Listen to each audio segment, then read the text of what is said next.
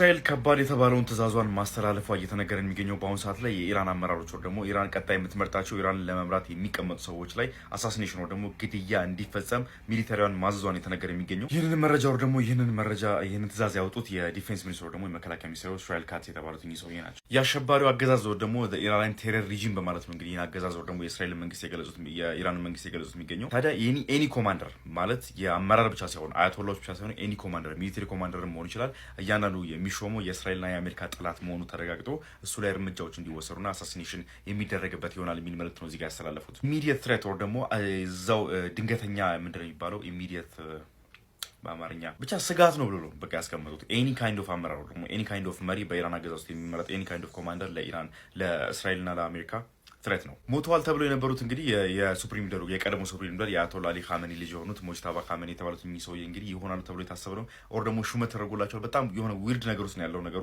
ታማኝ ከሚባሉ የተለያዩ ሚዲያ ምንጮች እንደተሰማው ከሆነ ተመርጠዋል ወር ደግሞ ተሹመዋል ነው የተባለ የሚገኘው። አሁን ሳሌ ደግሞ የሚባለው ደግሞ ገና ሌሎች ሶስት ካንዲዴቶች አሉ። የአያቶላው ቀብር ደግሞ የዋናው የአያቶላ አሊ ኻሜኒ ቀብር ከተካሄደ በኋላ ነው እንግዲህ ማን እንደሆነ የሚወሰኑ የተባለ የሚገኘው። በቻልኩት አቅም እንግዲህ ለእናንተ ክሪስፒ የሆኑ መረጃዎች ነው ደግሞ የጣሩ መረጃዎችን ለማቅረብ እየሞከርኩ ነው። የተለያዩ መረጃ ምንጮችን ሰርፍ ለማድረግ እየሞከርኩ ነው። እንግዲህ እውነተኛ መረጃ ብዬ ያመንኩባቸው ነገሮች ሲወጡ ለእናንተ ማሳውቃቸው ይሆናል። ፕላስ ምልክቷን መንካት እንዳትረሱ። መልካም ቀን።